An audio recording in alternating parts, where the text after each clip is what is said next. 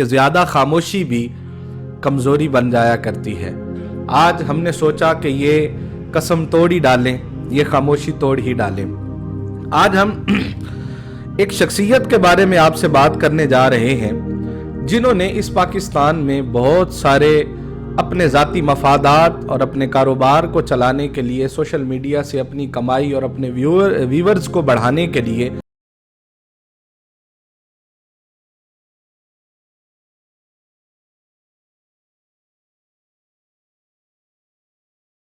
بسم اللہ الرحمن الرحیم اہدنا الصراط المستقیم صراط الذین انعمت علیہم غیر المغضوب علیہم ولا الضالین آمین۔ صدق اللہ مولانا العظیم۔ اللہم صلی علی سیدنا و مولانا محمد وعلی آل سیدنا و مولانا محمد وبارک وسلم وصلوا علیہ۔ ناظرین، آپ دیکھ رہے ہیں فکری زاویے، میں ہوں شاہد اقبال یوسفی۔ ناظرین کو السلام علیکم ورحمۃ اللہ وبرکاتہ۔ ناظرین کرام، ہم مختلف زاویوں سے آپ کے ساتھ ہم کلام ہوتے رہتے ہیں۔ آج ایک بہت اہم موضوع پر ہم آپ سے بات کرنا چاہتے ہیں، اور یہ ایک ایسا موضوع ہے جو شاید پہلے ہم نے کبھی نہیں چھیڑا، نہ ہم نے کبھی کسی سے اس کے متعلق بات کی، نہ ہم نے اس پر کبھی کوئی یوں سمجھیں کان دھرے، مگر کہتے ہیں کہ زیادہ خاموشی بھی کمزوری بن جایا کرتی ہے۔ تو بجائے اس کے کہ خاموش رہ کر اپنی چیزوں کو کمزوری ثابت کر کے لوگوں کی نظر میں یہ بیان کر دیا جائے کہ یہ ان کے پاس جواب نہیں ہے یا کچھ کر نہیں سکتے، مگر بہت ساری باتوں پہ خاموش رہنے کے باوجود آج ہم نے سوچا کہ یہ قسم توڑ ہی ڈالیں، یہ خاموشی توڑ ہی ڈالیں۔ آج ہم ایک شخصیت کے بارے میں آپ سے بات کرنے جا رہے ہیں جنہوں نے اس پاکستان میں بہت سارے اپنے ذاتی مفادات اور اپنے کاروبار کو چلانے کے لیے سوشل میڈیا سے اپنی کمائی اور اپنے ویورز کو بڑھانے کے لیے اس نے نہ کسی شخصیت کو چھوڑا ہے، نہ اس نے کسی مسلک کو چھوڑا ہے، نہ اس نے کسی امام کو چھوڑا ہے، نہ کسی کتاب کو چھوڑا ہے، نہ کسی تفسیر، نہ کسی ترجمے کو۔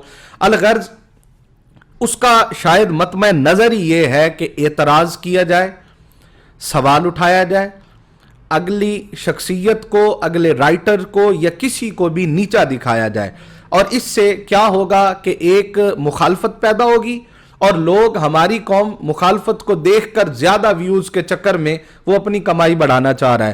ہم کبھی نام نہیں لیتے، مگر آج میں کھل کر بات کرنے جا رہا ہوں ان سے متعلق محترم محمد علی مرزا صاحب، انجینئر صاحب، جہلمی صاحب، جو اپنے سوشل میڈیا کے ذریعے آپ سنتے رہتے ہیں، مختلف لوگوں پر اعتراضات کرتے ہیں۔ لاسٹ ٹائم انہوں نے شیخ الاسلام پروفیسر ڈاکٹر محمد طاہر القادری صاحب پر بہت سارے اعتراضات اٹھائے ہیں۔ بالخصوص لاسٹ ٹائم جو انہوں نے، ڈاکٹر صاحب نے ایک تصوف کانفرنس میں اپنے خطاب کیے، اور جو پاکستان کی تاریخ میں شاید پہلی مرتبہ اتنے بڑے لیول پر، اور وہ اکابرین کا گزرا ہوا دور جو ابھی ہمارے آج کی نوجوان نسل کو شاید دیکھنا نصیب نہیں ہو رہا تھا، تو ڈاکٹر صاحب نے اس روایت کو پھر جو ہے دوبارہ سے زندہ کرتے ہوئے درس بخاری، ختم بخاری شریف کا اہتمام کیا، اور اس میں پاکستان سے لاکھوں ہزاروں کی تعداد میں لوگوں نے شرکت کی، بغیر کسی مسلک کے، بغیر کسی تفرقے کے، بغیر کسی تفریق کے۔ ہر شخص نے اس میں شرکت کی، ہر مسلک کے، مدارس کے طلباء نے، علماء نے، مشائخ نے، اور لوگوں نے اس میں شرکت کی، اس غرض سے، یہ دیکھ کر نہیں کہ شاید ڈاکٹر طاہر القادری کیا کہنے جا رہا ہے۔ ڈاکٹر طاہر القادری کے لیے آئے، میں سمجھتا ہوں کہ یہ ان کا جو اتنا عظیم کارنامہ تھا، امام بخاری اور بخاری شریف کے متعلق ختم بخاری اور درس بخاری کو سننے سمجھنے کی خاطر، وہ جو علم کے پیاسے لوگ تھے، جنہیں علم سے غرض و غایت تھی، جنہیں علم کی طلب تھی، جو علم کی خاطر اپنے آپ کو وقف کر رہے تھے، وہ دوڑے دوڑے آئے اور اس پیاس کو اس بہتے ہوئے سمندر سے بجھانے کی کوشش کی۔ تو مرزا صاحب نے بہت سارے اعتراضات اٹھائے ہیں، ان پر بڑے سوالات کیے ہیں اور بہت سے الفاظوں کا استعمال کیا ہے۔ آج ہم ایک ایک کر کے محترم مرزا صاحب کے اعتراض کو آپ کے سامنے رکھتے ہیں اور اس کا جواب دیتے ہیں۔ بیسیکلی عام لوگ شاید یہ سمجھ رہے ہیں کہ وہ فرقہ واریت کے خلاف بول رہے ہیں، ایسا نہیں ہے۔ ان کی ڈیمانڈ یہ ہے کہ ہم دیوبندیوں کو گستاخ رسول نہیں کہتے، وہ ہمارے شرک کے اوپر آنکھیں بند کر لیں، تو دونوں کو ایگزسٹ کرتے ہیں، اس طرح تو ہو ہی نہیں سکتا۔ اور اس میں وہ رشید احمد گنگوئی صاحب کے حوالے سے ایک چیز ڈسکس کر رہے ہیں، بھئی رشید احمد گنگوئی صاحب کے بارے میں یا قاسم نانوتوی صاحب کے بارے میں یا اشرف تھانوی صاحب کے بارے میں ہمارا موقف یہ ہے کہ جو ان کی صحیح باتیں وہ ٹھیک ہیں، وہ تو کسی کافر کی بھی ہوں تو درست ہے، یہ تو پھر بھی اہل قبلہ اہل کلمہ تھے۔ اصل ایشو ہے جو انہوں نے عبارتیں کہی ہیں ان کے اوپر اپنا موقف واضح کریں، جن عبارتوں کے اوپر احمد بریلوی صاحب نے کفر کا فتویٰ لگایا ہوا ہے حسام الحرمین کے اندر۔ یہ ایک الگ سے ٹاپک ہے، وہ انشاءاللہ تعالی بریلوی جانے اور ڈاکٹر طاہر القادری صاحب جانے، وہ خود جواب دے لیں گے۔ میں صرف اس کو اشارتاً اس لیے ڈسکس کر رہا ہوں کہ شاید کسی کے دماغ میں یہ وسوسہ آئے کہ ڈاکٹر طاہر القادری صاحب نے تو اتنی جرت دکھائی ہے تو انجینئر صاحب اپریشیٹ کیوں نہیں کر رہے؟ اپریشیٹ اس صورت میں کریں گے جب کفر کو کفر کہا جائے گا۔ یہ ہو ہی نہیں سکتا کہ تمہارے بزرگوں نے رسول اللہ کی شان میں گستاخیاں کی ہوں، قبر پرستی پھیلائی ہو، شرک پھیلایا ہو، اور ہم ان کے ساتھ کو ایگزسٹ کریں۔ اور ابھی آج کی اس ویڈیو میں ہم صرف اس کے اعتراضات پر اس کو سوال دیں گے، اور اگر وہ جواب دیں گے تو ہم انشاءاللہ ان کے اس سارے اعتراضات کا قرآن و سنت کی روح سے باقاعدہ اگلی نشست میں اس کو باقاعدہ ہم پورے حوالہ جات کے ساتھ آپ کے سامنے پیش کریں گے۔ اب مثلا پہلا اعتراض اس نے جیسے کیا، وہ کہتا ہے کہ حضور شیخ الاسلام ڈاکٹر محمد طاہر القادری صاحب نے، ڈاکٹر صاحب نے کہا اس درس میں جہاں تمام مسالک کے لوگ جمع تھے، انہوں نے کہا کہ بھائی میں چاہتا ہوں کہ یہ نفرت کی دیواریں توڑ دی جائیں، یہ نفرت کے بت توڑ دیے جائیں۔ پچھلے 150 سال سے اس امت کو جو ریزہ ریزہ کیا جا رہا تھا، نفرت کی جو ہے وہ دیواریں کھڑی کر دی گئی تھیں، میں چاہتا ہوں کہ ان کو گرا دیا جائے اور محبت کا پیغام بڑھایا جائے اور محبت کو فروغ دیا جائے۔ تمام مسالک کے سامنے آپ نے یہ قرارداد پیش کی اور لوگوں سے ویوز لیے کہ کیا آپ اس قرارداد میں میرے ساتھ ہیں، تو لوگوں میں نے اس میں جواب دیا۔ آپ اس میں ہم آپ کو ویڈیو دکھا رہے ہیں، آپ اس میں دیکھ سکیں گے۔ اب انہوں نے کہا، اور مرزا صاحب کو یہ بات پسند نہیں آئی، کیونکہ اس سے تو اگر اختلافات ختم ہو گئے تو ان کی تو دکان بند ہو جائے گی۔ حضرت فرمانے لگے کہ آپ چاہتے ہیں کہ ہر کوئی اپنے اپنے بابے کو تھامے رکھے اور گستاخ کو گستاخ نہ کہو، اس کو گستاخ ہی رہنے دو اور سب مل جاؤ، شیر و شکر ہو جاؤ۔ تو مرزا صاحب محترم، آپ کی بارگاہ میں گزارش یہ ہے، آپ کیا چاہتے ہیں؟ آپ چاہتے ہیں کہ اس نفرت کو ہوا دی جائے؟ آپ چاہتے ہیں کہ اس نفرت کو بڑھایا جائے؟ آپ چاہتے ہیں کہ نفرت کی دیواروں کو گرانے کی بجائے تلواریں کھینچ لی جائیں؟ آپ کیا چاہتے ہیں کہ خون ریزی کی جائے؟ آپ کیا چاہتے ہیں کہ یہ نوجوان نسل جو پہلے ہی دین سے بہت دور ہو چکی ہے اس کو دستے گروباں کر دیا جائے، نفرتوں کے تیر بڑھائے جائیں؟ آپ کیا چاہتے ہیں؟ آپ بتا دیں۔ آپ کیا سمجھتے ہیں کہ کسی ایک کے گناہ کو پوری نسل تک ہم اس میں شامل کریں؟ کسی کی ایک نسل میں اگر کسی نے کسی بات پہ اختلاف کیا، اگر اس کو کسی عقائد پہ اختلاف ہوا، اس کو علمی اختلاف ہوا، اس کو کسی کی تشریحات پہ اختلاف ہوا، تو کیا آج ہم اس کے اختلافات کے عوض پوری نسل کو ہی قتل و غارت کے دروازے پہ لا کر کھڑا کر دیں؟ پوری نسل کو ہی ہم نفرت کے دروازے پہ لا کر کھڑا کر دیں؟ محترم، آپ کیا چاہتے ہیں؟ اگر آپ یہ سمجھتے ہیں کہ یہ دین ہے، پھر آپ فرماتے ہیں کہ میں، چونکہ ڈاکٹر صاحب کہہ رہے ہیں کہ وہ ہی صرف حق پر ہیں تو حق میں ہوں، تو آپ اگر حق ہیں تو پھر ساری دنیا گمراہ ہو گئی، پھر سارے کافر ہو گئے، سارے مرتد ہو گئے، سارے گستاخ ہو گئے، ایک آپ ہی بچ گئے ہیں جو دین کا دفاع کرنے والے اور دین کو حق پر لانے والے اور حق بیان کرنے والے۔ تو میرا آپ سے سوال یہ ہے کہ اگر آپ یہ چاہتے ہیں کہ وہ جو ڈاکٹر صاحب نے کہا کہ نفرتوں کی دیواریں گرا دو، آپس میں مل جاؤ، اس نفرت کی دیوار کو، مسالک کے نفرتوں کی دیوار کو ختم کر کے مل بیٹھو، تو آپ کا کیا خیال ہے کہ قتل و غارت گری شروع کر دی جائے؟ تو پھر اس پر آپ کیا کہتے ہیں کہ جب جنہوں نے عیسیٰ علیہ السلام کو اللہ کا بیٹا قرار دے دیا، انہوں نے فرشتوں کو اللہ کی بیٹیاں قرار دے دیا، جنہوں نے عیسیٰ علیہ السلام کو بیٹا کہا، رسول کونین صلی اللہ علیہ وسلم نے ان کے ساتھ بھی امن کے معاہدے فرمائے، جنہوں نے اللہ کے احکامات کو جھٹلایا، سرکار نے ان کے ساتھ بھی امن کے معاہدے فرمائے۔ حضور علیہ الصلوۃ والسلام نے ان کو بھی اپنی مسجد میں ان کی عبادت کے طریقے کے مطابق عبادت کرنے کی اجازت دی۔ کیا آپ اس بات کے قائل نہیں ہیں کہ جب آقا علیہ الصلوۃ والسلام تشریف لائے تو پچھلے دین تمام ادیان ختم ہو گئے، پھر رسول کونین صلی اللہ علیہ وسلم کی شریعت چلے گی قیامت تک؟ مومن وہ ہوگا، مسلمان وہ ہوگا جو آقا علیہ الصلوۃ والسلام پر ایمان لائے گا، جو حضور علیہ الصلوۃ والسلام پر ایمان لائے گا۔ وہ لوگ تو نہیں مانتے تھے، اس کے باوجود سرکار دو عالم صلی اللہ علیہ وسلم نے ان کے ساتھ جنگ کس بحاف پہ کی؟ اس بحاف پہ کی کہ جب جنگ پر بھیجتے تھے تو کیا اصول بیان کیے جاتے تھے کہ ایک کافر ہے تلوار لے کر کھڑا ہے، اور اگر وہ میدان میں تلوار لے کے کھڑے ہونے کے باوجود بھی اگر وہ کلمہ پڑھ لیتا ہے تو اس کو کچھ نہیں کہنا، کسی کے درخت نہیں توڑنے، بچوں اور عورتوں پر قتل و غارت نہیں کرنی، فصلوں کو نقصان نہیں پہنچانا۔ تو یہ کیا تھا؟ یہ امن نہیں تھا؟ تو کیا رسول کونین صلی اللہ علیہ وسلم یہ پھر دین تو پھر یہ ہوتا کہ یہ اس کی نسل نے ہمارے ساتھ قتل کیا تھا، اس کی نسل نے مقابلہ کیا تھا، یہ تلوار لے کے میدان میں آ گیا، اب کلمے کی بات کوئی نہیں، اس کو قتل کر دو، اس کی گردن اڑا دو۔ وہ واقعہ بھی آپ بھول گئے کہ ایک شخص نے کلمہ پڑھ لیا تھا تو صحابی نے اسے قتل کر دیا۔ تو آ کے رسول کونین صلی اللہ علیہ وسلم کی بارگاہ میں جب یہ بات آئی تو حضور علیہ الصلوۃ والسلام نے کیا فرمایا اس نے کہا یا رسول اللہ، اس نے ڈر سے پڑھا تھا، تو سرکار نے کیا فرمایا کہ کیا تم جانتے تھے کہ اس کے دل میں جگہ نہیں تھی؟ تو بھائی پھر آپ ان احادیث کو اور سرکار کی ان اسوہ حسنہ کو آپ کیا نام دیں گے؟ پھر اس کو لا کر کہاں کھڑا کرنا چاہتے ہیں آپ؟ اگر یہ بات تھی تو پھر آقا علیہ الصلوۃ والسلام نے وہ جناب حمزہ کے قاتل حبشی کو، وہ جو حبشی تھا جس نے نیزہ مار کر آپ کو شہید کیا تھا، اس کو بھی آقا علیہ الصلوۃ والسلام نے معاف فرما دیا، اور اس کو وہ صحابی کے درجے پر پہنچا، اس نے کلمہ پڑھ لیا تو حضور نے اس کو معاف فرما دیا۔ کیا کہتے کہ تو نے میرے محبوب چچا کا قتل کیا تھا، میں تمہیں کیوں معاف کر دوں؟ آج کل تم ہمارے خون کے اور ہمارے اقربا کے قاتل تھے، اور آج تم توبہ کرنے آ گئے ہو، آج تم معافی مانگنے آ گئے ہو، تو ہم تو اس کو معاف نہیں کر سکتے۔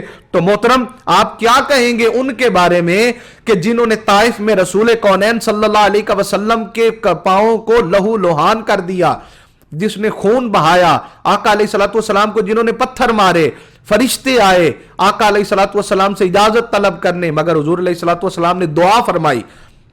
کیا ان میں سے کوئی ایمان نہیں لایا تھا بعد میں؟ کیا طائف کے لوگ مسلمان نہیں ہوئے تھے؟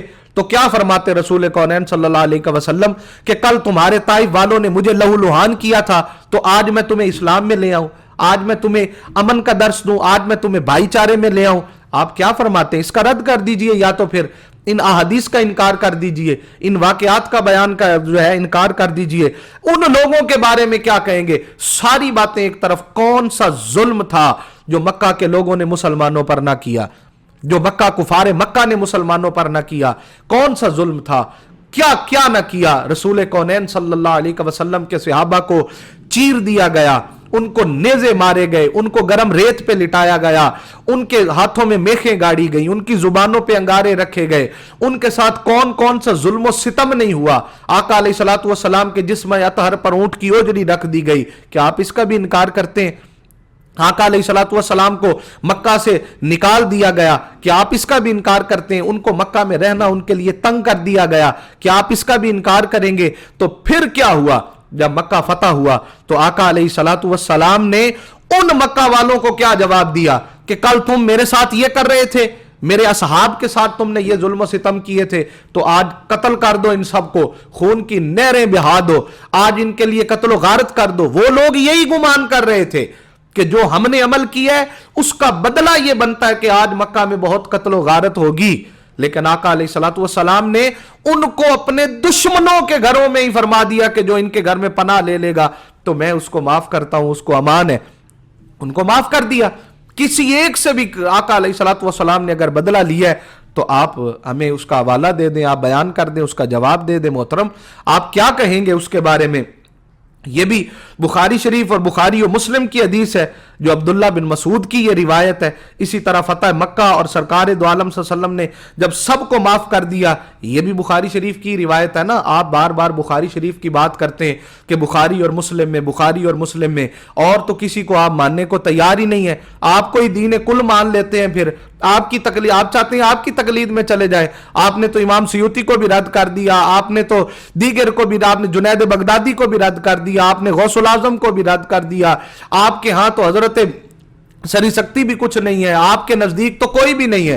آپ ہی بچے ہیں جو عرش سے حق لے کر اترے, اور آپ کو ہی حق کا حق ملا ہے, اور پھر آپ کو جو ہے نا, ہمیں جو ہے, میں اگلا لفظ استعمال نہیں کر سکتا, یہ ہمارا مشرب نہیں ہے کہ آپ کے لیے کیا استعمال کیا جائے, مگر آپ نے اپنی مسند پر بیٹھ کر بھی دین کا ٹھیکیدار اپنے آپ کو بنانے کے غرض کے باوجود نہ آپ اپنے الفاظ کا حیا کرتے ہیں, نہ اپنے جملوں کا حیا کرتے ہیں, نہ آپ کے سامنے قرآن مجید پڑھا ہوتا ہے, حدیث پڑھی ہوتی ہیں اور آپ درس دین دیتے ہیں, اور نازیبا الفاظ استعمال کرتے ہیں آپ لوگوں کے لیے. ہمارا وہ مشرب نہیں ہے, ہم آپ کے لیے وہ الفاظ کبھی استعمال نہیں کریں گے.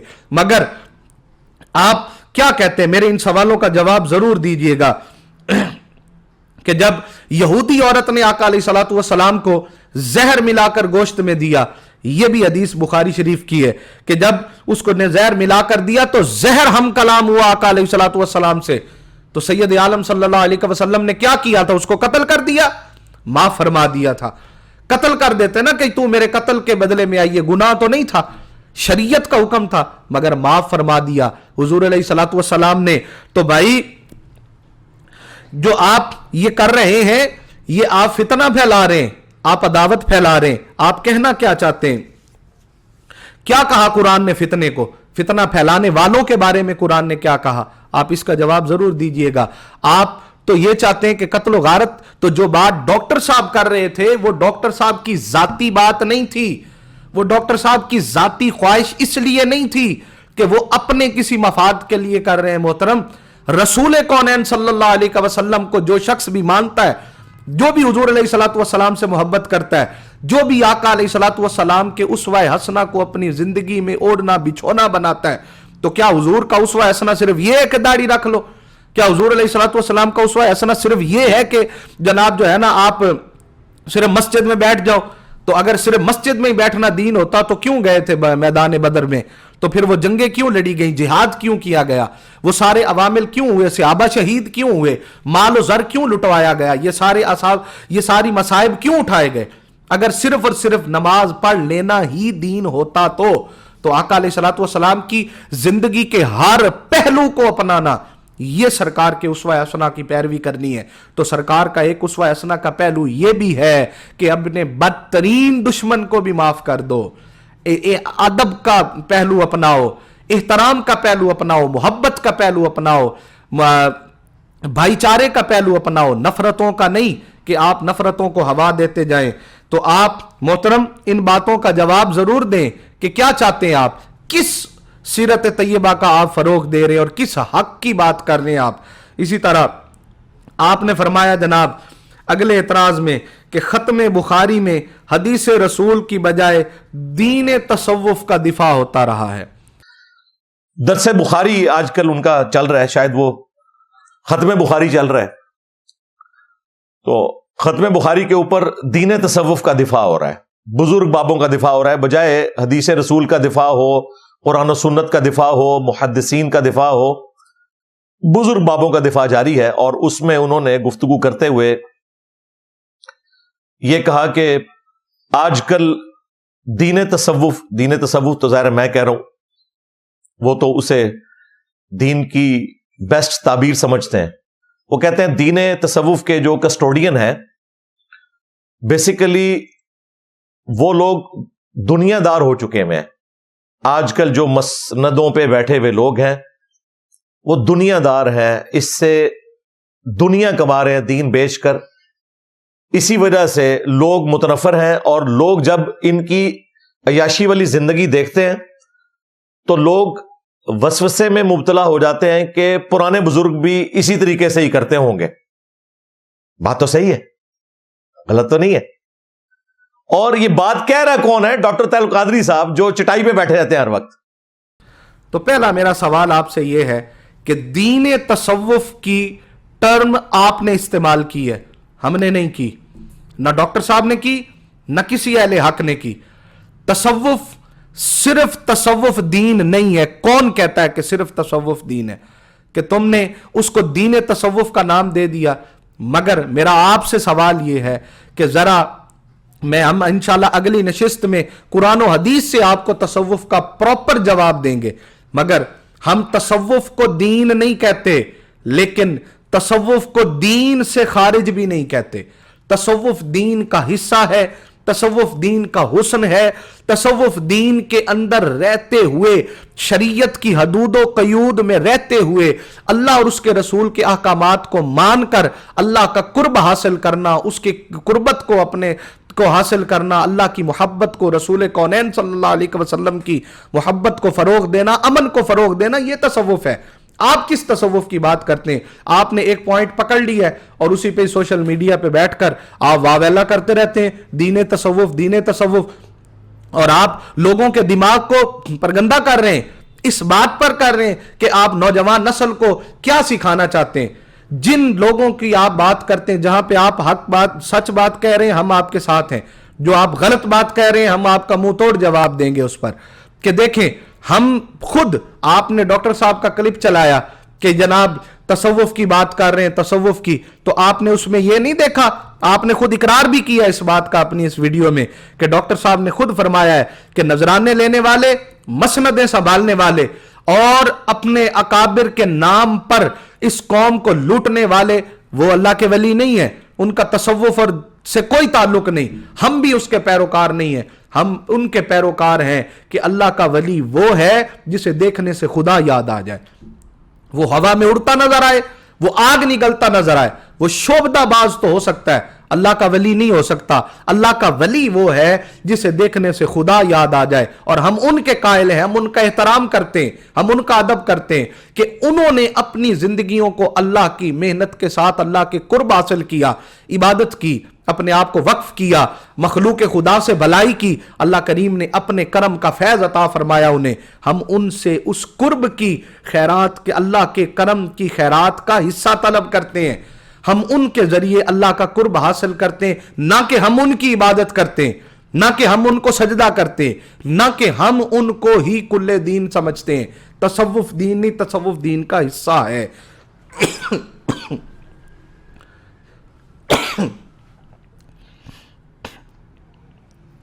اسی طرح پھر آپ نے دوسرا حصہ یہ کہا کہ بخاری شریف کے درس بخاری میں آپ پوری ویڈیو اٹھا کے دیکھیے گا اور مجھے بتائیے گا کہ کہاں سے شروع ہوا تھا درس بخاری اور کہاں پر ختم ہوا تھا۔ آپ کو تو شاید وہ ٹرم ہی نہ آتی ہو، آپ کو تو ان ٹرمینالوجیز کا بھی نہ پتا ہو جو ڈاکٹر صاحب نے بیان کی اصول حدیث کے متعلق۔ جو اصول حدیث ہیں وہ کیا ہیں آپ کو تو یہ بھی نہیں پتا ہونا، آپ نے تو بس بخاری اور مسلم اٹھائی اور پڑھ کے لوگوں پہ فتوے جڑنے شروع کر دیے کہ یہ ہو گیا اور وہ ہو گیا، یہ دین سے نکل گیا، یہ کافر ہو گیا، یہ گستاخ ہو گیا۔ آپ کیا کہتے ہیں اس کے بارے میں؟ ٹھیک، تو آپ وہ ویڈیو دیکھیں ذرا، آپ کو پتہ چل جائے۔ محترم، تکلیف درس بخاری کی ہے یا وہ جو اتنا بڑا اجتماع ہوا، مخلوق آئی، لوگوں کے درمیان محبت پیدا ہوئی، لوگ ایک دوسرے کے قریب ہونے لگ گئے، یا ڈاکٹر صاحب کی ان کاوشوں سے جلن ہو رہی ہے، یا اس سے تکلیف ہو رہی ہے، یا وہ ہضم نہیں ہو رہی، یا آپ کو لگ رہا ہے کہ اگر ان کی کوششوں سے یہ عداوت کی دیواریں گر گئیں، یہ مسلکوں کی دیواریں گر گئیں، یہ بغض اور کینے کی دیواریں گر گئیں، تو آپ کی دکان بند ہو جائے گی، آپ کا کاروبار بند ہو جائے گا، آپ کو سنے گا کوئی نہیں، آپ کو دیکھے گا کوئی نہیں، آپ کی انکم ختم ہو جائے گی۔ محترم، درد کس چیز کا تھا؟ تیری قامت کی درازی کا گلہ ہے سب کو سے، ورنہ لوگوں سے تیرا شہر میں جھگڑا کیا ہے؟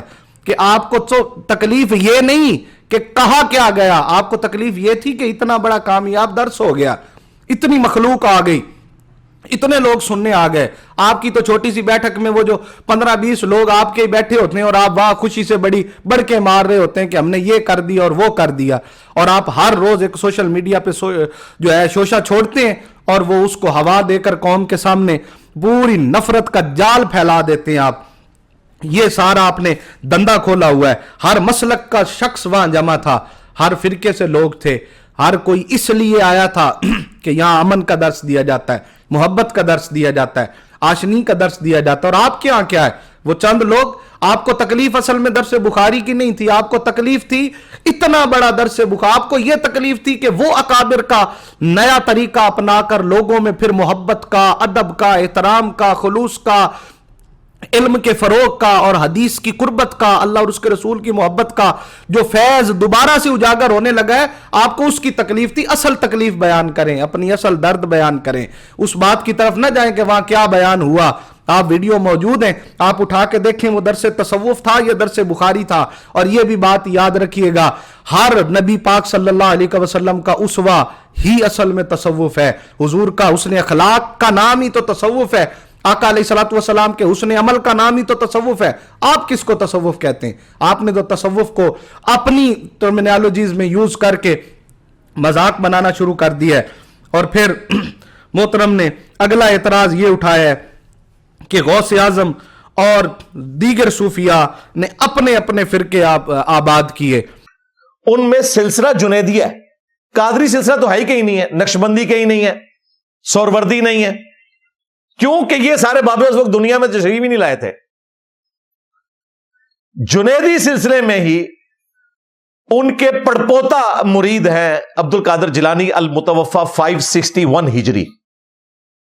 وہ آئے تو انہوں نے کہا کہ ٹھیک ہے، اب میں نے اپنا لچ فرائی کرنا ہے اور میرے نام کی نسبت چلے قادری. یہ قادر کا جو لفظ ہے وہ عبد القادر جیلانی کی وجہ سے قادری. اور اب باپا جانی آئے، انہوں نے کہا ٹھیک ہے، عبد القادر جیلانی نے اتنی یاشی کر لی یار اتنے 100 سال سے، اور میری باری ہے. تو یہ عطار، چونکہ عطر فروش ہیں یہ، اور انہوں نے نعتوں میں اپنا تخلص جو ہے وہ عطار رکھا ہوا ہے، تو اس کی وجہ سے عطاری. یہ آپ کو جتنے عطاری نظر آ رہے ہیں نا، وہ یہ تاتاری سے نہیں نکلا ہوا، یہ عطار سے نکلا ہوا ہے، عطاری. ہاں، ہمارے جو مرشد پاک ہیں مصباحی صاحب، وہ کہتے ہیں جی اسلام کی ہسٹری میں 2 عطار ہوئے ہیں. ایک فرید الدین عطار جس نے وہ تذکرۃ الاولیاء لکھی تھی، جسے منگولوں نے کیا تھا. ہاں، اور آج منگولوں کی اولاد یہاں بیٹھ کے الحمدللہ ہدایت ملنے کے بعد ان سارے بابوں کو ایکسپوز کر رہی ہے الحمدللہ. غوث اعظم سے پہلے قادری فرقہ کوئی نہیں تھا، جنیدی تھا. تو جنیدی فرقے کی دکان بند کر کے تو انہوں نے قادری فرقے، عبد القادر سے قادری فرقے کی بنیاد رکھی. پھر آپ نعرہ لگاتے ہیں میرے نبی سا ہے ہی کوئی نہیں، توڑے بابے تے شے ہی کوئی نہیں. اپنے عقل کا علاج کروائیں. آپ علم کی دعوے دار ہیں، دین کے دعوے دار ہیں، اور یہ جملے اور اس طرح کی حرکتیں آپ کو زیب دیتی ہیں جس طرح سے آپ استعمال کر رہے ہیں. پھر آپ کیا سمجھتے ہیں کہ کیسے بن جاتا ہے کوئی غوث اعظم؟ ہزاروں لوگ گزرے، صدیاں گزر گئیں، کوئی اور کیوں نہیں آیا یہاں تک؟ آج تک اللہ نے اتنا نام کسی اور کا زندہ کیوں نہیں رکھا؟ آج تک قبر کسی اور کی آباد کیوں نہیں؟ آپ تو بڑے فخر سے کہتے ہیں میں منگول ہوں، میری منگول نسل نے تمہارے بابے مارے تھے، ہم منگول آئے ہیں، اب پھر حق، وہ تب بھی حق لاگو کرنے آئے تھے، اب تم حق لاگو کرنے آئے ہو. تو اب وہ آپ تو منگول ہیں، تو تیرے منگولوں کی کتنی قبریں آباد ہیں؟ کتنی تیرے منگولوں کے قبروں پہ جا کر جو ہے نا دعا پڑھی جاتی ہے؟ تیرے منگولوں کو کتنا اصال ثواب کیا جاتا ہے؟ تیرے منگولوں کے لیے کتنی جو ہے نا اچھے الفاظ استعمال کیے جاتے ہیں؟ کائنات ان کو ظالم کہتی ہے، ظلم کے پروردہ تھے وہ، اور ان کی قبروں پر بھی لعنت پڑ رہی ہے اور قیامت تک پڑتی رہے گی، اور جہنم کے ایندھن ہے وہ بھی اور ان کے پروردہ بھی. تو یہ وہ لوگ ہیں، اللہ نے فرمایا فَاذْكُرُونِي اذکرکم، تم مجھے یاد کیا کرو میں تمہیں یاد کروں گا. کیا جواب دیتے ہو اس کا؟ ساری زندگی حضور غوث اعظم رضی اللہ تعالیٰ عنہ نے اپنی زندگی اللہ اور اس کے رسول کے لیے وقف کی، اپنے آپ کو ان کی یاد میں محو رکھا، دین کو فروغ دیا، محبت کو فروغ دیا، امن کو فروغ دیا، چاہت کو فروغ دیا، محبت رسول، اسوہ رسول صلی اللہ علیہ وسلم کو فروغ دیا، آقا علیہ الصلوۃ والسلام کے دین کے لیے زندگی وقف کی. آج ان کی قبریں آباد ہیں اور قیامت تک آباد رہیں گی. تیرے جیسے ہزار آتے جاتے رہیں گے، وہ کچھ نہیں بگاڑ سکتے کسی کا، کیونکہ انہیں اللہ نے غوث اعظم بنایا، نہ آپ نے بنایا نہ میں نے بنایا، کوئی کسی کی جرت ہی نہیں ہے. اگر لوگوں کے کہنے سے بنتا تو ہر کوئی اپنے باپ کو ہی غوث اعظم قرار دے دیتا، اپنی دکان چمکا لیتا. بڑے جھوٹے اٹھے، دوسرے دن تباہ و برباد ہو گئے، قبریں بھی ان کی نہیں ملتی.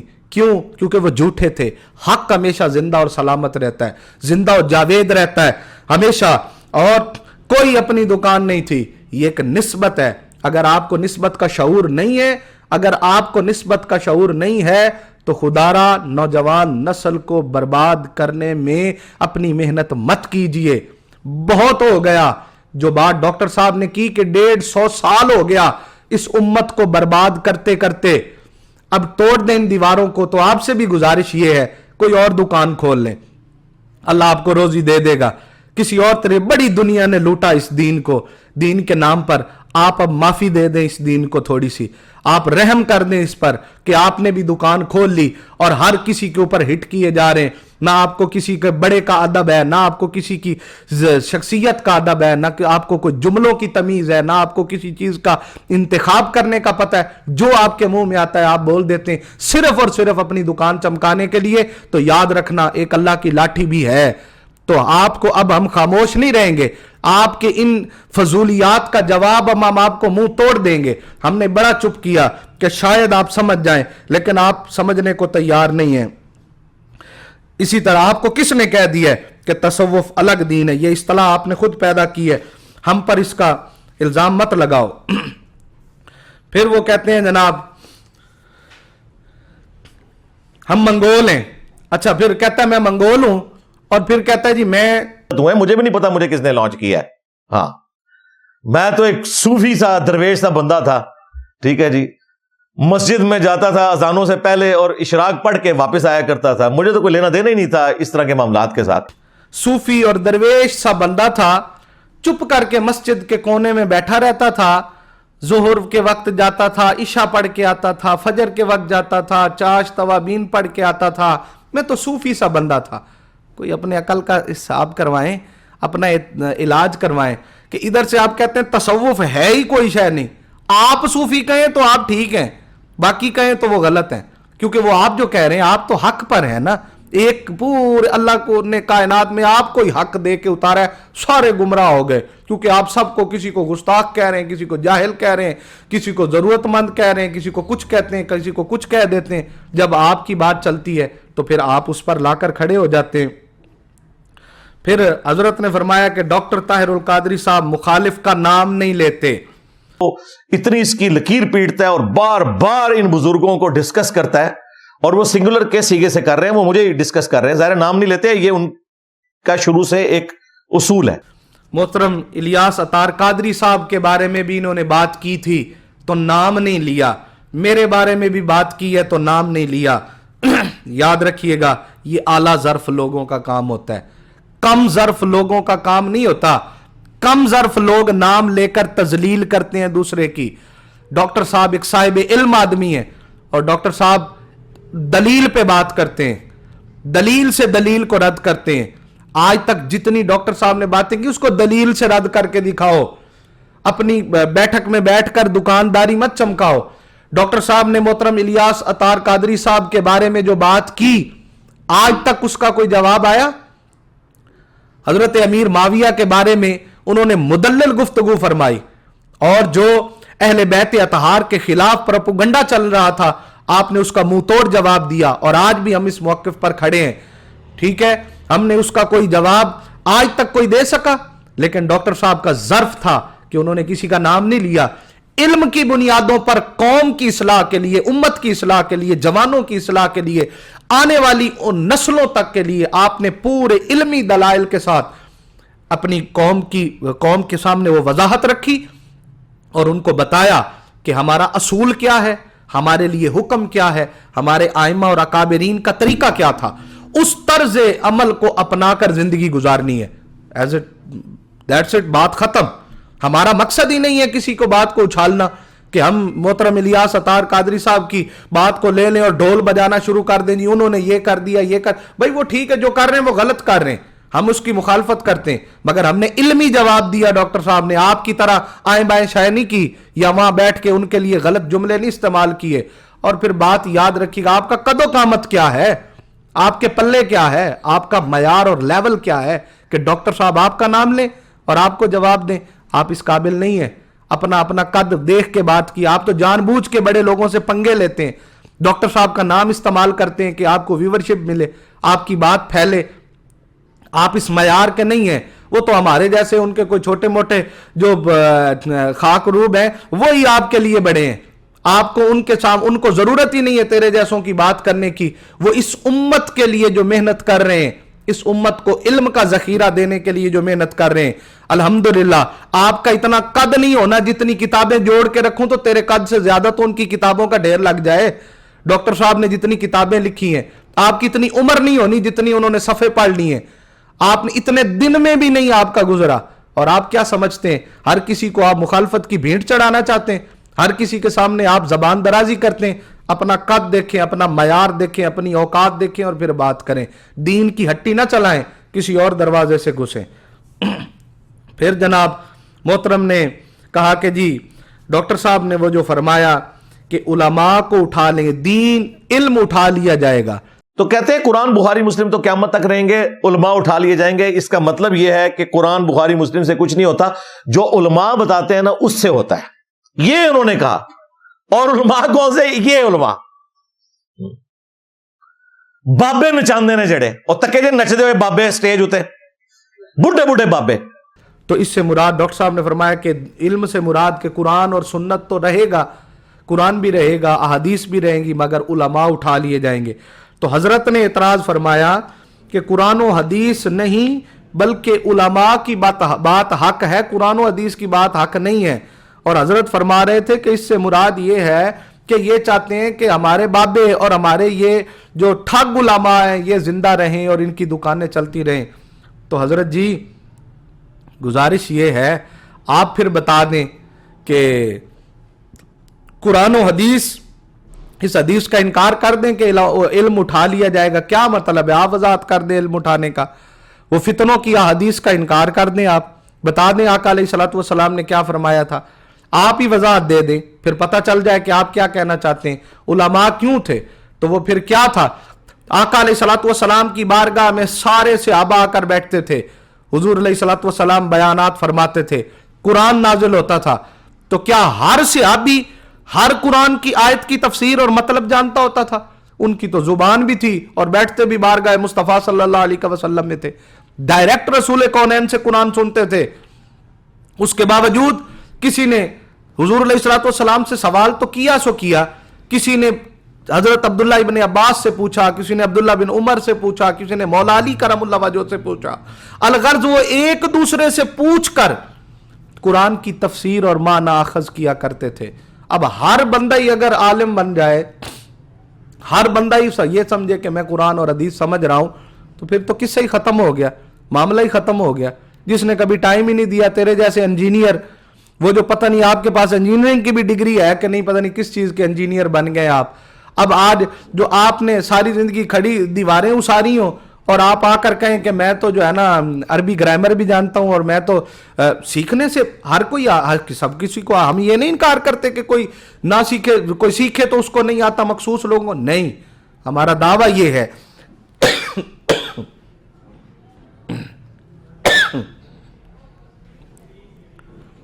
डॉक्टर ही बन सकता है, एक मेमार ही इमारत उसार सकता है, एक लकड़हारा ही लकड़ काट सकता है, एक सर्जन ही ऑपरेशन कर सकता है। ऐसा नहीं हो सकता कि एक मेमार जाके ऑपरेशन शुरू कर दे, एक इंजीनियर खड़ा होके जाके लोगों को ड्रिपें लगाने लग जाए। तो हर किसी की एक डोमेन है, हर किसी की एक दायरा कार है। तो कुरान और हदीस जिसने सीखा, जिसने वक्त दिया, जिसने इसके अहकामात को समझा, जिसने इसके असूलों को समझा, जिसने इसकी ग्रामर को समझा, जिसने इसके मानी और माखिज को समझा, इसकी डिक्शनरी में अपने आप को गोता जन किया, वही वजाहत करेगा। उलमा उसी को कहते हैं, आप जैसों को नहीं कहते कि सिर्फ हदीस पढ़ी, असूलों से निकल गए और उसकी जो है ना सियाको सबाक से निकल गए, उसके अहकामात से निकल गए, जो बातों को समझे बगैर ही आपने जो दिल में आया बयान करते गए और अपनी मर्जी के मानी अखज करते गए। अगर ऐसा होता तो फिर कुरान और हदीस से तो जिसका जो दिल करे वो मानी निकालता जाएगा। तो फिर कुरान ने तो कहा ला तकरबुस सलात, तो वो फिर अगला हिस्सा छोड़ देगा, इसको पकड़ लेगा कि हाँ बस कुरान ने कहा नमाज के करीब मत जाओ तो ना जाओ, तो फिर नमाज के करीब नहीं जाए, वो कहेगा कुरान ने कहा। اگلا تو حصہ ہی نہیں پوچھا، وہ تو پھر اگلی بات ہی نہیں ہوگی. تو بہت ساری پھر اگر یہی بات تھی تو پھر قرآن نے تو کہا ہے نماز قائم کرو، پڑھنی کیسے ہے؟ یہ رسول کونین صلی اللہ علیہ وسلم نے بتائی. اور رسول کونین صلی اللہ علیہ وسلم نے نماز کیسے پڑھی میں کیسے جانوں گا؟ آپ کیسے جانیں گے؟ باقی لوگ کیسے جانیں گے؟ جنہوں نے حضور کو پڑھتے دیکھا انہوں نے آگے بیان کی، پھر جنہوں نے ان کو دیکھا انہوں نے بیان کی، جنہوں نے پھر ان کو، یہ چین ہی تو چلتی آ رہی ہے، اسی کو ہی تو نسبت کہتے ہیں. تو آپ پھر کہاں سے سیکھنا چاہتے ہیں؟ قرآن میں تو اللہ نے صرف شراب کو حرام قرار دیا ہے. تو آج کے دور میں ہزاروں قسم کے نشے آ گئے، تو آپ پھر ان کے بارے میں کیا کہتے ہیں؟ پاؤڈر ہے، افیم ہے، چرس ہے، مختلف قسم کے ایسے نشے آ گئے جو شراب سے بھی بڑھ کر ہیں. ان کے لیے حکم کہاں سے اخذ کریں گے؟ کیا اصول وضع کریں گے کہ قرآن میں تو ان کا ذکر ہی نہیں، حدیث میں بھی نہیں ہے. تو آپ پھر مجھے بتائیں ان کے لیے شریعت میں حکم کہاں سے لاؤ گے؟ اگر قرآن اور حدیث موجود ہے، یہ سامنے پڑھی احادیث کی، یہ بھی ڈاکٹر صاحب کی لکھی ہوئی منتخب احادیث کی کتابیں ہیں، اگر وہ پھر آپ اس میں سے آپ کو ہر بندہ ہی اٹھا لے اور پڑھنے لگ جائے، تو پھر بخاری متن دیکھ لے، وہ مسلم شریف کا متن دیکھ لے، قرآن مجید. بھئی قرآن پڑھنا، سیکھنا، یہی تو ہم چاہ رہے ہیں کہ ہر شخص کو سکھایا جائے. ڈاکٹر صاحب نے کیوں درس بخاری کا اہتمام کیا؟ اس لیے کیا کہ لوگوں کو احادیث سے دور کیا جائے یا احادیث کے قریب کیا جائے، قرآن و سنت کے قریب کیا جائے. عقل کے ناخن لیں، غور سے سوچیں کہ اس لیے نہیں کیا. اور علماء کو اٹھا لینے کا مقصد یہی ہے کہ آپ جیسے پیدا ہو جائیں گے فتنہ پرور، جو محبت کو فروغ نہیں دیں گے، امن کو فروغ نہیں دیں گے، دکانوں کو فروغ دیں گے، اپنے مقصد اور مطلب اور ضرورت کے مطالب نکالیں گے. آپ اس پر بھی سوچیں. اور اسی طرح پھر آپ نے اعتراض کیا جی ڈاکٹر صاحب نے کہا ہے کہ نبی پاک صلی اللہ علیہ وسلم نے سوشل میڈیا کے بارے میں بھی بتا دیا تھا. پھر کہتے ہیں کہ جی نبی علیہ السلام نے سوشل میڈیا کے فتنے کے بارے میں پہلے ہی بتا دیا تھا کہ اس قسم کے جاہل لوگ آئیں گے اور وہ خود بھی گمراہ ہوں گے اور لوگوں کو بھی گمراہ کریں گے. وہ ساری حدیث سے رزلٹ نکال کے اینڈ پہ انہوں نے ثابت کرنے کی کوشش کی کہ آپ نے چندے مجھے دینے ہیں، ٹھیک ہے، آپ نے مجھے عالم ماننا ہے. اصل میں وہ یہ کہنا چاہ رہے تھے. اگر آپ نے کہیں پڑھا ہوتا، آپ نے کہیں اصول دیکھے ہوتے کہ کسی چیز کا کسی چیز کے ساتھ مطلب کیسے لیا جاتا ہے، نکالا جاتا ہے، تو پھر آپ یہ سوال کبھی نہ کرتے. آپ کو اگر پتا ہوتا قیاس کیا ہے، اگر آپ کو پتا ہوتا اجتہاد کیا ہے، اگر آپ کو پتا ہوتا نا ان ساری چیزوں کا، تو پھر آپ یہ سوال نہ کرتے. سوشل میڈیا، اب ڈاکٹر صاحب کا مطلب یہ نہیں تھا، بات کو عقل کی کسوٹی پہ رکھ کے سوچو. آپ یہ بتاتے کہ فتنہ حضور علیہ الصلوۃ والسلام نے فرمایا تھا گھر گھر پہنچ جائے گا. تو اگر آج کے دور میں انالیسس کیا جائے تو یہ فتنہ ہی تو ہے سوشل میڈیا، جو گھر گھر پہنچ گیا، جہاں جس فتنے کے ذریعے آپ جیسے فتنے ہر گھر پہنچ رہے ہیں اور نوجوان نسل کو خراب کر رہے ہیں، لوگوں کے سامنے آ رہے ہیں. تو کہاں سے آیا؟ یہ فتنہ ہی ہے. تو جو فتنوں کی بات کی تو یہ وہی فتنہ ہے جس کا رسول کونین صلی اللہ علیہ وسلم نے اشارہ فرمایا. تو آپ اپنی حدود و قیود کو دیکھیں اور اس کے مطابق بات کریں. آپ نے پھر اگلا اعتراض کیا محترم نے کہ ڈاکٹر صاحب کا عقیدہ ہے کہ اللہ صوفیاء سے ہم کلام ہوتا ہے. بالکل، اللہ پاک کیا فرماتا ہے کہ جو میرا ذکر کرتا ہے میں اس کا ہم جلیس ہوتا ہوں. پھر کیا فرمایا؟ نحن اقرب الیہ من حبل الورید، ہم تمہاری شاہ رخ سے بھی زیادہ قریب ہیں. تو پھر جو اللہ اپنے بندے کے اتنا قریب ہے تو کیا اللہ اپنے بندے سے طاقت نہیں رکھتا کہ وہ اپنے بندے سے ہم کلام ہو جائے؟ ہاں، اس کا آپ کو مدلل جواب دوں گا قرآن و حدیث کی روشنی میں. اگلی نشست میں آپ کو صرف اور صرف اسی موضوع پہ جواب دوں گا کہ کیا اللہ اپنے بندے سے ہم کلام ہوتا ہے کہ نہیں ہوتا. آپ کو صرف ایک چند جھلکیاں سوال کے طور پہ دے رہا ہوں، رد کر دینا اس کا کہ اگر ایسا نہیں تھا تو مجھے بتانا حضرت خضر علیہ السلام کیا تھے؟ کیا ان کو نبی مانتے ہو یا ولی؟ اگر ولی مانتے ہو تو قرآن میں ان کا جو ذکر اور قصہ آیا ہے، جو انہوں نے عمل کیا، وہ کہاں سے ملا تھا ان کو؟ اور اللہ اپنے بندے کے قریب ہوتا ہے. پھر اللہ قرآن میں فرما رہا ہے فَاذْكُرُونِي أَذْكُرْكُمْ، تم مجھے یاد کرو میں تمہیں یاد کروں گا. تو اگر بندہ اللہ کو یاد کرے تو اللہ بندے کو کیسے یاد کرتا ہے؟ جواب میں کیا ملتا ہے؟ اس کا جواب مجھے ضرور دینا. اور پھر محترم آپ نے کہا کہ گستاخوں کا دفاع کر رہے ہیں ڈاکٹر صاحب، جنہوں نے گستاخی کی رسول کونین صلی اللہ علیہ وسلم کی بارگاہ میں. کروڑ بار لعنت اس پر جس نے حضور کی بارگاہ میں گستاخی کی، ہمارا وہ کچھ نہیں لگتا. آپ کو پتہ ہی ہے، آج آپ نے بھی اس کو ایشو بنایا اس ملک میں پہلے بھی اس بات کو لے کر اس قوم کے ساتھ بڑا ظلم ہوا محترم، آپ بھی وہی کر رہے ہیں۔ آپ کو پتہ ہے ڈاکٹر صاحب نے 80s کی دہائی میں کیس لڑا تھا، تیرے جیسے سارے لوگ وہاں پہ فیل ہو گئے تھے، ڈاکٹر صاحب نے 3 دن دلائل دیے تھے، جب دلائل دے لیے اور گستاخ رسول کی سزا موت ہے اس کو ثابت کر لیا، تو پھر وہی جنہوں نے کیس دائر کیا تھا وہ کتابیں اٹھا کے آ گئے کہ یہ غلط کہہ رہے ہیں۔ تو انہی کو ایک جج صاحب نے کہا تھا کہ ڈاکٹر صاحب سے اتنی عداوت کہ آج حضور کے خلاف ہی کتابیں اٹھا کے آ گئے ہو۔ یہ آن ایئر ہے، ریکارڈڈ ہے ہر چیز، اگر اللہ توفیق دے جہاں فتنوں کے لیے چیزیں سنتے ہو یہ بھی نکال کے سن لینا اور دیکھ لینا۔ تو ڈاکٹر صاحب نے عقیدہ ختم نبوت پر کتاب لکھی، آپ نے آج تک کیا کیا؟ خطابات کیے، اس قوم کو درس دیا باقاعدگی سے، اور جب تیرے جیسے لوگوں نے ڈاکٹر صاحب کے ڈاکٹر ممتاز قادری کے قتل والے معاملے پر ڈاکٹر صاحب پر فتویٰ لگایا تو ڈاکٹر صاحب نے مدلل گفتگو فرمائی اور بتایا گستاخ کون ہوتا ہے، گستاخ کیسے ہوتا ہے اور گستاخ کی سزا کیا ہے۔ آپ کو تو ان کتابوں کے نام ہی نہیں آنے، آپ کو تو شاید ان کی عبارت بھی پڑھنی نہ آئے جو ڈاکٹر صاحب نے وہاں بیان کی۔ اپنا قد اور معیار دیکھیں اور پھر بات کریں۔ اور آپ کہتے ہیں جی ڈاکٹر صاحب نے ختم نبوت پر حضور کی شان میں گستاخی کرنے والوں کا دفاع کیا ہے اور اپنے بابوں کی حفاظت کرنا چاہتے ہیں جو آپس میں ملا کر وہ نفرتیں مٹانا چاہتے ہیں، عداوتیں مٹانا چاہتے ہیں، جس سے آپ کی دکان بند ہو رہی ہے، آپ کو اس لیے تکلیف ہو رہی ہے۔ آپ مفتی حنیف قریشی صاحب کے بارے میں بولتے رہتے ہیں، وہ تو آپ کے دروازے پہ آ کر بیچارے کھڑے رہے تھے، کتنی دیر آپ نے جو چیلنج دیے، جرت تھی تو نکل کے بیٹھتا نا ان کے سامنے، کیوں نہیں نکلے تھے؟ تو دروازے پر کھڑے ہو کر پوری دنیا نے دیکھا تھا اور آپ اپنی بل میں چھپے ہوئے تھے۔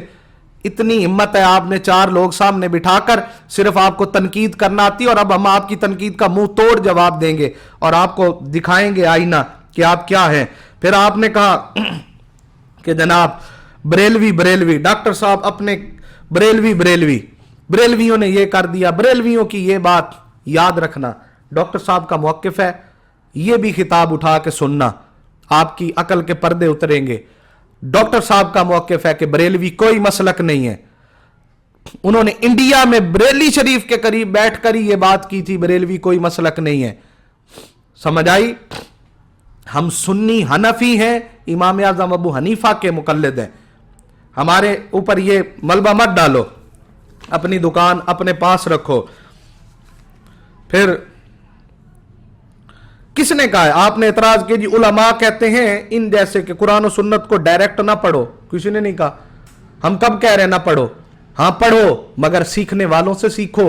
اللہ نے کیا فرمایا کہ لوگو جب تمہیں کوئی بات سمجھ نہ آئے تو اہل علم سے، ہدایت والوں سے ہدایت لے لیا کرو، ان سے رجوع کر لیا کرو، اہل ذکر والوں کی طرف رجوع کیا کرو۔ یہ بھی قرآن کی ٹرم ہے، اس کو بھی دیکھو۔ اگر ڈائریکٹ ہی قرآن و حدیث ہدایت دیتے اور ہر بندے کی سمجھ میں بات آ جاتی تو پھر قرآن یہ نہ کہتا کہ اہل ذکر اور اہل علم اور ہدایت والوں کی طرف لوٹا کرو۔ میں نے شروع میں آیت پڑھی، اللہ پاک نے قرآن مجید میں فرمایا اہدنا الصراط المستقیم، ان لوگوں کا راستہ، سیدھا راستہ، صراط الذین انعمت علیہم، ان لوگوں کا جن پر اس کا انعام ہوا۔ تو کون ہیں وہ لوگ جن پر اللہ کا انعام ہوا؟ کیا صرف انبیاء کرام کی ذات ہے؟ وہ اپنی شان میں، اپنی عظمت میں بلند ہے، اپنی جگہ پہ ہیں، مگر آپ مجھے بتائیں آج تو انبیاء کرام نہیں ہیں، اللہ نے دروازہ نبوت سرکار پہ بند کر دیا اور ظاہری بشری وصال بھی آقا علیہ الصلوۃ والسلام کو عطا فرما دیا۔ تو آج انعام کس پر ہو جا؟ اگر آج کوئی اللہ کا ولی نہیں بن سکتا تو مجھے بتاؤ انعام یافتہ کون ہے؟ پھر انعام کس پر ہوا؟ اللہ نے کس کو انعام یافتہ کہا؟ اس کا بھی جواب ضرور دینا، جرت کرنا ذرا جواب دینا۔ اور پھر آپ نے کہا جی ڈاکٹر صاحب کمرے میں بیٹھ کر خطاب کرتے ہیں، عوام کے سامنے نہیں آتے۔ ان عقل کے اندھوں کو الٹا نظر آتا ہے، اپنی باتیں دوسروں پر نہ ٹھوسو۔ ڈاکٹر صاحب چونکہ کینیڈا رہتے ہیں تو جب پاکستان میں کوئی پروگرام ہوتا ہے تو وہاں سے وہ ویڈیو لنک کے ذریعے یہاں خطاب کرتے ہیں، اور ان کے ویڈیو لنک پہ بھی خطاب سننے کے لیے ہزاروں کی تعداد میں لوگ ہوتے ہیں۔ کبھی اٹھا کر کیمرے کو زوم کر کے آنکھیں کھول کے دیکھنا، اور تمہیں لائیو سننے کے لیے بھی 20 لوگ بیٹھے ہوتے ہیں وہ تیری چھوٹی سی بیٹھک میں، وہ بھی پتہ نہیں منتیں کر کے لاتے ہوگے کسی سے۔ سمجھ آئی؟ اس کے علاوہ جو جس ابھی تصوف کانفرنس کو آپ نے لے کر یہ سارا واویلا شروع کیا ہے، اس میں دیکھنا ذرا، اگر اللہ آپ کو دکھائے کہ وہ لائیو بیٹھے ہیں یا کمرے میں بیٹھے ہیں، وہ نہیں ڈرتے، وہ تو عوام الناس میں جب پاکستان میں ہوتے ہیں تو تب بھی لوگوں کے سامنے بیٹھتے ہیں اور لوگوں سے بالمشافہ ملاقات کرتے ہیں اور خطاب کرتے ہیں ڈائریکٹلی عوام الناس سے، ہزاروں کی تعداد میں لوگ سن رہے ہوتے ہیں۔ یہ آپ ہو جو بل میں چھپے ہوئے ہو، جو باہر نکلنے کی ہمت نہیں رکھتے، کیونکہ جو فتنہ پرور ہوتے ہیں ان کو ہی ڈر ہوتا ہے، جو حق پر ہوتے ہیں، جو جن پر اللہ اور اس کے رسول کا کرم ہوتا ہے، وہ نہیں ڈرتے، وہ ہمیشہ عوام کے سامنے رہتے ہیں، عوام میں رہتے ہیں۔ میری اس بات کی آپ کو کروڑوں لوگ بیرون ممالک میں بھی بیٹھے ہوئے ڈاکٹر صاحب کے سامنے جو بیٹھ کر اس کانفرنس کو سن رہے تھے، وہ بھی آپ کو اس کی گواہی دے دیں گے۔ آپ گھر میں ہی بیٹھ کر باتیں دلیلیں نہ گڑا کرو۔ پھر کہتا ہے جی غیر مسلم تعریف کریں تو یہ تعریف کرتے ہیں، میرے سے ڈگری مانگتے ہیں۔ غیر مسلم آپ جیسے جاہل نہیں ہیں، وہ پہلے پڑھتے ہیں، پہلے تحقیق کرتے ہیں۔ جو تحقیق کر کے پڑھ کے کسی نتیجے پہ پہنچتا ہے نا، وہ تعریف کرتا ہے سرکار دو عالم صلی اللہ علیہ وسلم کی۔ آپ سے ڈگری، آپ تعریف کرتے نا صرف حضور کی بارگاہ کی، تو ہمیں اعتراض ہی کوئی نہیں تھا۔ آپ سیرت پڑھ رہے ہیں، آپ قرآن پڑھ کے آپ تعریف کر رہے ہیں، دیٹس اٹ۔ آپ نے تو فتنہ پھیلانا شروع کر دیا ہے، آپ نے تو ٹرمز کی غلط اس کے نتائج نکالنا شروع کر دی، آپ نے تو غلط تراجم کرنا شروع کر دیے، آپ نے تو غلط طریقے سے تشریحات بیان کرنا شروع کر دی۔ ہمیں اعتراض ان تشریحات پر ہے کہ جس چیز کی آپ کے پاس ڈگری نہیں ہے، آپ نے سیکھا ہی نہیں ہے، آپ کو ان کی چیزوں کا ہی نہیں پتا، آپ اس پر اعتراض اٹھائے جا رہے ہیں، آپ ان پر سوال کر رہے ہیں۔ اپنی عقل پہ تھوڑا سا جو ہے نا غور کریں۔ اور آپ نے سوشل میڈیا کو دکان بنایا ہے، صرف دکانداری کاروبار بنایا ہے، اور ہماری قوم کو اس بات پہ لگا دیا ہے کہ جو شوشہ چھوڑے، جو نفرتوں کے تیر چلائے، وہ اس میں ویورشپ زیادہ آتی ہے، بات اس میں بڑھتی ہے، اور آپ کو وہاں سے لنگر ملتا ہے۔ ہم کوئی بچے تو نہیں ہیں، ہمیں بھی پتا ہے، تو آپ کو وہاں سے آپ کمائی کرنے کے لیے سارا کچھ کر رہے ہیں۔ آپ نے کیا دیکھا ہے؟ کیا کہتے ہو ڈاکٹر طاہر القادری کے بارے میں؟ کیا جانتے ہو آپ؟ کبھی تحقیق کرنا اور بیٹھ کے سوچنا کہ ڈاکٹر طاہر القادری کیا ہے۔ ڈاکٹر طاہر القادری نے اس قوم کو یونیورسٹی دی ہے، ڈاکٹر طاہر القادری نے اس قوم کو 700 سکول دیے ہیں، اس قوم کو علم کے زیور سے آشنا کرنے کے لیے، اس قوم کو کالجز دیے۔ ڈاکٹر طاہر القادری نے اس قوم کو 1100 سے کم و بیش کتابیں لکھ کر دی ہیں۔ ڈاکٹر طاہر القادری نے قرآن مجید کا ترجمہ القرآن عرفان القرآن کے نام سے کیا ہے، مارج السنن احادیث کی کتاب دی ہے۔ ڈاکٹر صاحب نے ہدایت الامہ کتاب دی ہے، الموسوعہ قادریہ، میلاد النبی، تصوف، حقیقت تصوف، حسن اخلاق، حسن احوال، اور بے شمار اسلامک بینکنگ، اور سب سے بڑھ کر فتنہ خوارج پر جو اس قوم پر دھبا لگ چکا تھا۔ پوری دنیا میں لوگ دہشت گرد کہتے تھے مسلمانوں کو دہشت گردی کا دھبا۔ جرت ہوئی تم میں اتنی؟ ایک جواب ہی دے دیتے ان کو، کیوں لکھتے؟ تم تو خود منگول ہو، اور وہ منگولوں کے آپ پروردہ ہو، تو وہ سارا تو تیرا ہی خاندان ہے جو دہشت گردی کرتا ہے، اور الزام لگتا ہے مسلمانوں پہ۔ ڈاکٹر صاحب نے 600 صفحات پر مشتمل تیرے خاندان کو جواب دیا، تیرے فتنہ پرور خاندان کے منہ پہ مارا کہ یہ مسلم، ان کا اسلام سے کوئی تعلق نہیں ہے۔